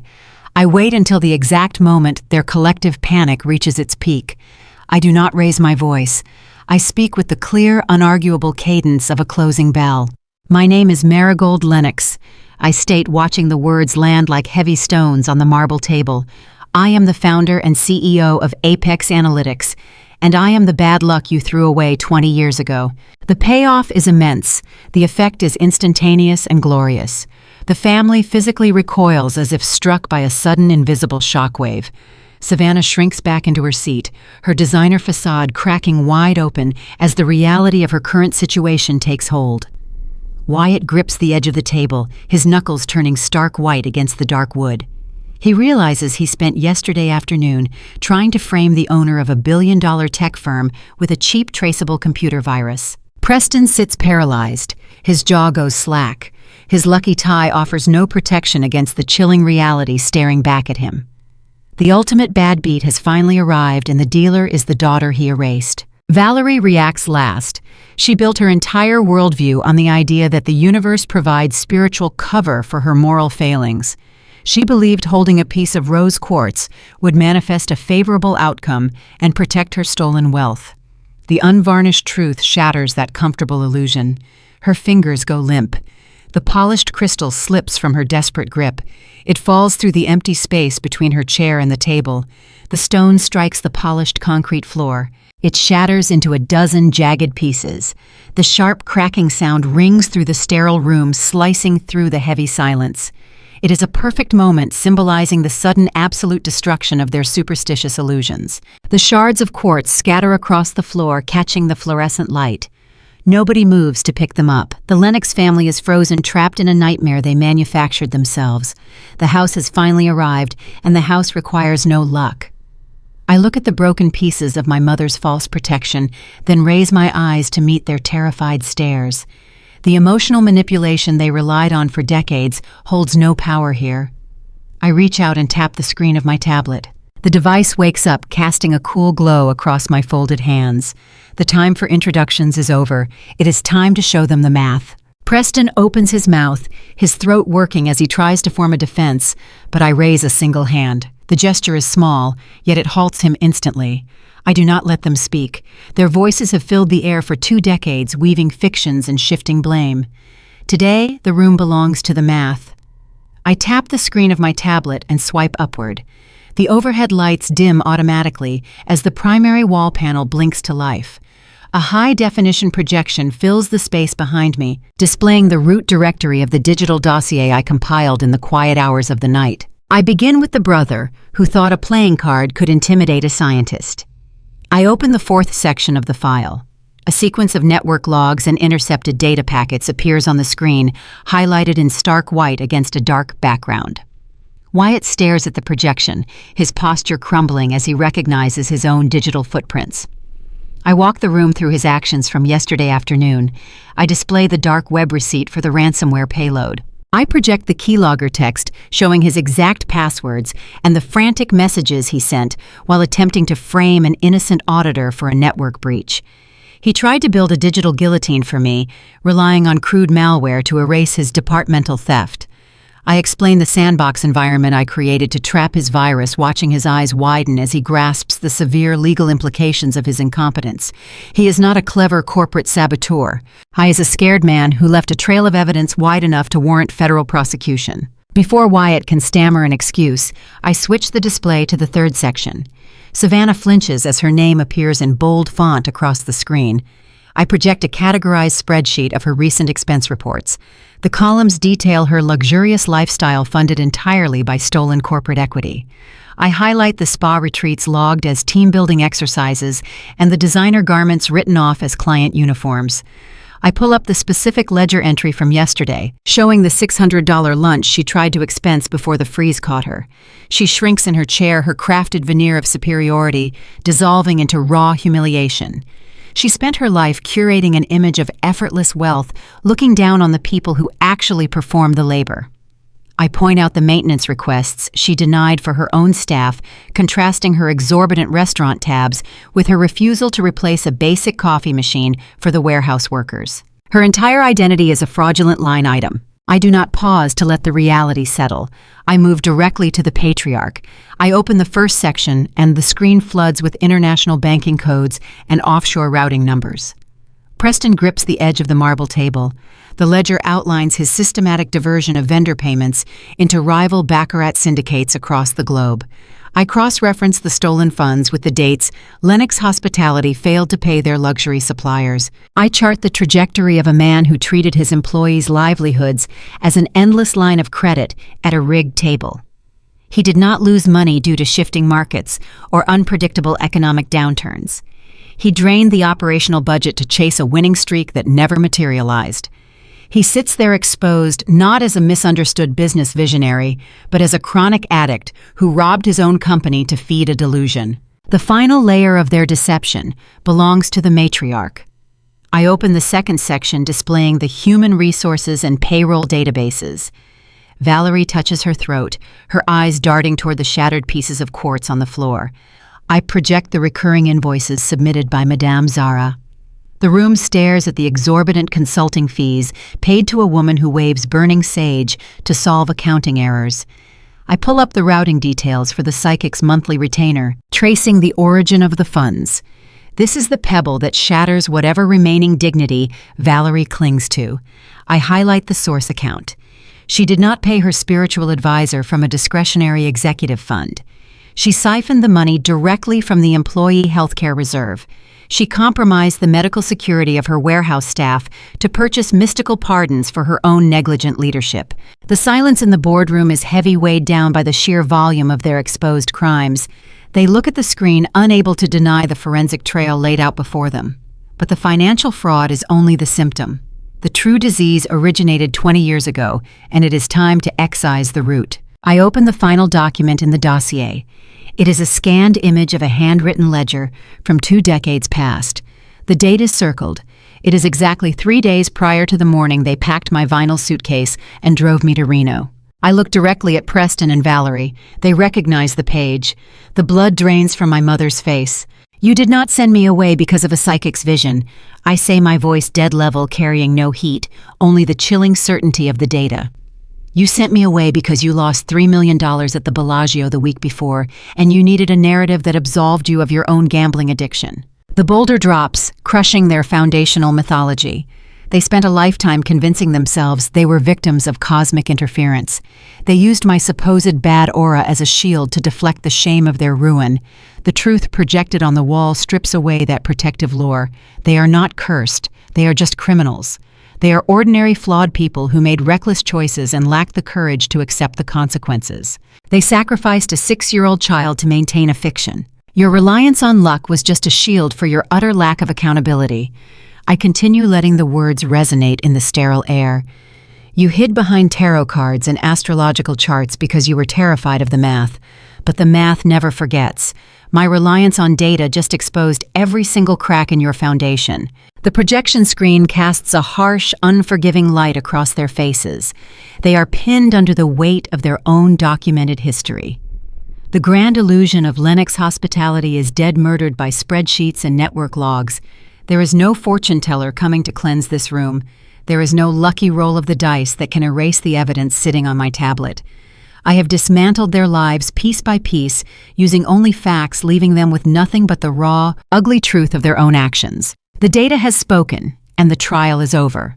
But human beings cornered by their own failures rarely surrender with grace. Stripped of their lies, they will inevitably reach for the only weapon they have left. I watch Valerie's eyes shift, the panic morphing into a new calculated desperation as she prepares to play her final, most pathetic card. The glowing projection screen casts long, harsh shadows across the pristine white marble table. The undeniable proof of their financial crimes hangs in the sterile air, a digital monument to their impending ruin. Stripped of their mystical excuses, their fake auras, and their inflated corporate titles, the Lennox family faces a sudden, terrifying vacuum of power. They cannot argue with bank routing numbers captured in high definition. They cannot dispute recorded keystrokes or dark web server logs. When logic traps a lifelong manipulator, they always retreat to the only battlefield where empirical evidence holds no weight. They weaponize affection. Valerie initiates the sequence. Her transition is seamless, a practiced, alarming pivot from an arrogant executive to a wounded, desperate mother. She inhales sharply, producing a ragged, gasping sound deliberately designed to elicit immediate sympathy. Tears pool rapidly in her eyes, spilling over her carefully applied makeup and tracing dark lines down her cheeks. It is a masterclass in performative grief. This is the behavior of a cornered animal, realizing its claws are entirely useless against a steel trap. She reaches across the wide table, stretching her arms toward me with her palms turned upward in a gesture of maternal surrender. "Marigold, sweetheart," Valerie whispers. Her voice cracks perfectly on the syllables of a name she has not spoken in 2 decades. "We made a mistake. We were so young, and we were drowning in terrible debt. We thought your aunt could give you a better, more stable life while we fixed our finances. We never meant to abandon you." She leans closer, hoping proximity will somehow bridge the vast, silent canyon between us. She grew up using emotional displays to bypass accountability, crying her way out of unpaid bills and broken promises long before I was born. "But look at you now," Valerie continues, her voice trembling with manufactured pride. "Look at what you built from nothing. You are so strong, so brilliant. We are family. You would not destroy your own family. You can come home now. We can run this company together, just the 5 of us. We can put the past behind us and build a real legacy." She offers the specific fantasy every discarded child is supposed to crave. She expects me to crumble at the very first sign of maternal validation. She assumes I spent my entire life waiting for her permission to exist, hungry for a crumb of her conditional love. I look at the woman crying across the table, studying the moisture on her cheeks and the trembling of her lower lip. I search my chest for a spark of longing, a flicker of residual childhood pain. I find nothing. The space where my mother wound used to reside is empty, cauterized by years of logical processing and self-reliance. I feel the same detached curiosity I experience when watching a poorly written line of code fail to execute. She is running a deprecated script on a modern operating system, sensing her mother's lack of progress. Savannah attempts a different tactical approach. She drops the haughty disdain that defined her behavior in the lobby yesterday. She sits up straight, rearranging her features into an expression of conspiratorial respect. Savannah grew up equating human value with financial leverage. Since I now hold all the leverage, she instantly upgrades my status from invisible intern to esteemed peer. She is right. Marigold. Savannah says, adopting a brisk professional tone laced with newfound camaraderie. You proved your point today. You outsmarted all of us. It is genuinely impressive work. Apex Analytics and Lennox Hospitality could dominate the entire Nevada supply chain if we consolidate our resources. You need reliable boots on the ground here in Vegas. We know the casino managers. We know the local buyers. We can be your regional partners. Preston clears his throat, breaking his stunned gray silence. The arrogant patriarch who tried to bribe me with casino chips just hours ago is gone. He looks old, deflated by the harsh fluorescent light and the weight of his exposed theft. He does not offer a business partnership. He bypasses pride entirely and aims for sheer pity. I put 30 years into this industry, Preston says, his voice thick with a genuine pathetic panic. If you report those offshore transfers, the Gaming Commission will blacklist me forever. The federal authorities will seize my retirement accounts. I am 55 years old. I have nothing else to my name. You cannot take my pension. You cannot leave us with nothing. Wyatt says nothing at all. He slumps low in his chair, staring at the floor. He finally understands that a playing card left on a desk offers zero defense against a digital audit. They surround me with their transactional begging, offering a grotesque buffet of fake love, professional partnership, and pathetic guilt. They assume my silence indicates consideration. They think I am weighing their proposals, tempted by the sudden, overwhelming influx of familial acceptance. They believe I am doing the math on their redemption. I let their pleas fade into the cool, sterile air of the boardroom. I look at Valerie, then at Savannah, and finally at Preston. You aren't offering me a family, I say. My voice remains perfectly even, devoid of malice, triumph, or hesitation. You are offering me a promotion now that I am useful. You ignored my existence for 20 years because I represented a financial burden. Today you are offering me a seat at this table solely because my algorithms hold your survival. You want to trade a mother's embrace for a lifted bank freeze. You want to trade a sister's respect for an executive salary. I pause, letting the cold, unarguable reality of their behavior settle over them. The digital clock on the wall ticks forward, counting the seconds of their final reckoning. Respect you have to buy isn't love. I continue delivering the final terminal assessment. It is rent, and your lease is up. I reach into my leather briefcase resting on the floor beside my chair. I do not retrieve another digital device. The final step requires physical, tangible proof of their consequence. I pull out 4 thick manila folders. I place them on the smooth marble surface and slide them across the table.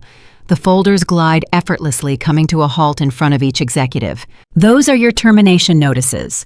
I state, outlining the rigid terms of their new reality. You are fired, effective immediately.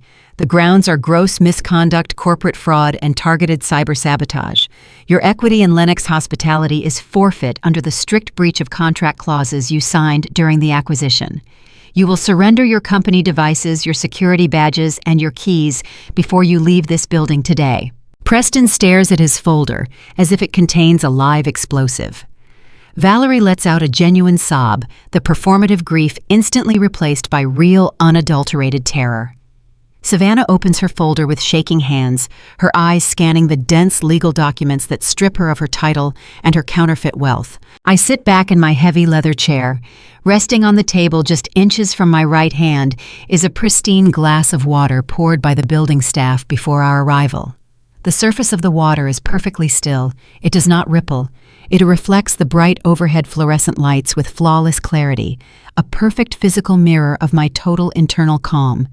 The chaotic, superstitious noise of the Lennox family washes over the room, but it cannot touch me. I have drawn the boundary. The concrete is dry and the house is finally secure. Preston looks at the termination folder resting in front of his folded hands. He opens his mouth to negotiate, perhaps expecting a generous severance package or a quiet retirement fund in exchange for his silence. I preempt his request by sliding a single piece of paper across the smooth marble table. It is a drafted referral to the Las Vegas field office of the Federal Bureau of Investigation. The referral outlines the offshore embezzlement, the wire fraud, and the cyber sabotage. I inform the four of them that they face a very simple choice. They can sign the termination agreements, forfeit their equity, and walk away with nothing, or they can refuse my terms, and I will submit the dossier to federal authorities before they reach the ground floor elevator. The choice is not a negotiation. It is a mathematical certainty. Wyatt reads the cyber-sabotage summary and shrinks into his rigid chair. He picks up the provided pen and signs his name on the dotted line. Savannah follows his lead. Her hand shakes so badly that her signature barely resembles the elegant script she usually demands on her expense reports. Valerie signs the document with a quiet, broken sob.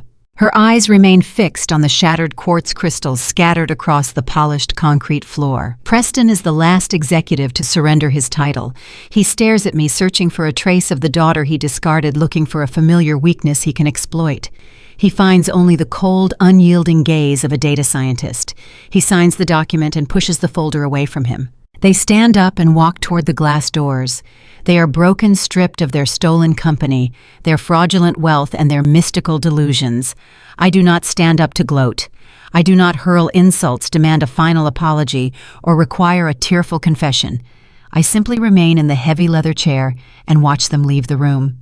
The heavy glass door clicks shut behind them, sealing the boardroom in a quiet, profound peace.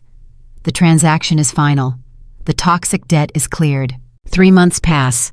The Nevada desert transitions into a dry, scorching summer, but the internal climate of my company remains cool and regulated. Lennox Hospitality no longer exists as an independent entity.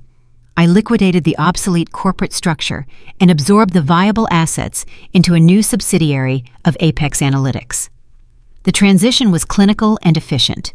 We removed the executives who operated on superstition and replaced them with competent, data-driven professionals. The restructuring targeted the root of the organizational dysfunction. We audited the payroll and reallocated the funds previously stolen by the fake psychic. I visited the ground floor logistics center during the second week of the transition to observe the new protocols. The working environment had already shifted in a positive direction. The warehouse staff received overdue wage increases. The peeling linoleum in the break room was replaced with durable, clean flooring. The broken coffee machine with its handwritten sticky note was discarded, swapped for a commercial-grade brewing station. The employees no longer feared arbitrary firings based on astrological charts or bad energy. They operated under clear, logical guidelines where hard work yielded predictable results. The toxic hierarchy Preston and Valerie built was dismantled, replaced by a system that values transparency over blind loyalty. I sit on my private balcony overlooking the Las Vegas Strip.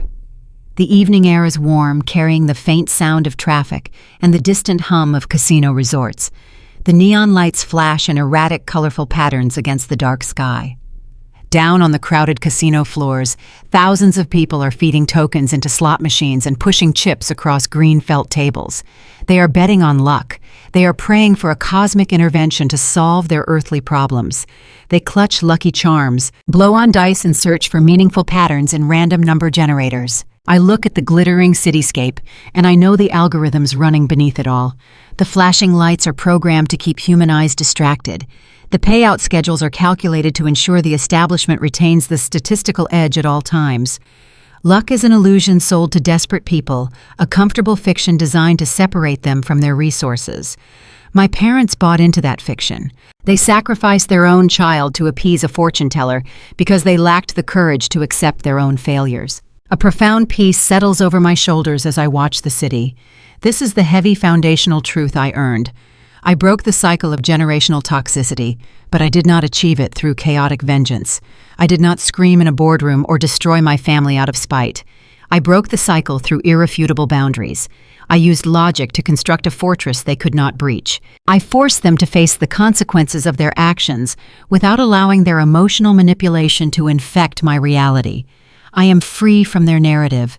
They are no longer the authors of my story. I turn away from the balcony railing and walk back into my quiet, climate-controlled office. My workspace is neat and organized, reflecting the order I brought to my own life. I approach the commercial paper shredder sitting next to my mahogany desk. In my hand, I hold a single playing card. It is the Ace of Spades, the death card, Wyatt left on my temporary keyboard 3 months ago to intimidate me. The edges are worn, a physical artifact of their pathetic reliance on superstition. I hold the card over the slot of the machine. I let it go. The shredder pulls the cardboard down, grinding the fake threat into tiny, unrecognizable strips of waste. The physical destruction of their superstition is final. If you are watching this, and you have spent your life trying to earn the love of people who treat you like a burden, I want you to hear this clearly. You are not broken. You are not cursed. Their inability to see your value is a reflection of their own deficits, not a measurement of your worth. You do not need their permission to succeed, and you do not need their apologies to heal. You can build your own sanctuary. The best revenge is not destroying the people who hurt you. The best revenge is simply becoming unassailable. You build a life so secure and so grounded in truth that their lies can no longer reach you. You stop playing their game entirely and learn how to build your own rules. My parents handed me to an aunt in Reno because a psychic convinced them I carried a ruinous aura. They thought they were discarding a liability. They spent 20 years losing money chasing lucky streaks and blaming the universe for their poor decisions. They called me bad luck. But the truth is, I was just the house, and the house always wins. The story of Marigold Lennox, the 6-year-old girl exiled for bad luck, who returned 2 decades later to dismantle the empire of the parents who abandoned her, is far more than a gripping tale of corporate retribution. Beneath the flashing neon lights of Las Vegas and the cold, unyielding data on a computer screen, her journey serves as a profound mirror held up to the modern family.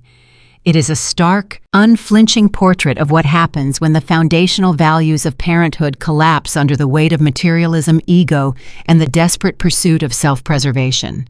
When we strip away the dramatic boardrooms and the multi-million-dollar trusts, we are left with a universal reflection on the choices we make in our own living rooms. In modern American culture, we are often sold an illusion. We are taught to chase success, to curate perfect images of our lives, and to believe that a sudden stroke of luck, a promotion, a windfall, a winning hand, can erase our deepest insecurities.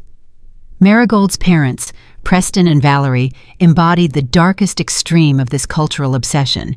They traded the sacred responsibility of raising a child for the empty promises of a casino psychic. They needed a scapegoat for their own reckless failures, so they sacrificed their daughter. But how often do everyday parents, perhaps in far less dramatic ways, fall into a similar trap? The first and most critical lesson we must extract from this tragedy is the true meaning of wisdom. Real wisdom in parenting does not lie in securing financial leverage or projecting an image of flawless prosperity. It lies in the courage to face cause and effect. It is the ability to look at our own mistakes, our own financial panics, and our own shortcomings, and take absolute accountability for them. When parents refuse to face the truth, they inadvertently teach their children that reality is something to be manipulated rather than navigated. To raise children with honesty and fairness within a traditional family structure, we must first be honest with ourselves. We cannot blame the economy, bad luck, or external forces for the atmosphere we create in our homes. We must stand before our children not as infallible deities, but as grounded adults who own our choices.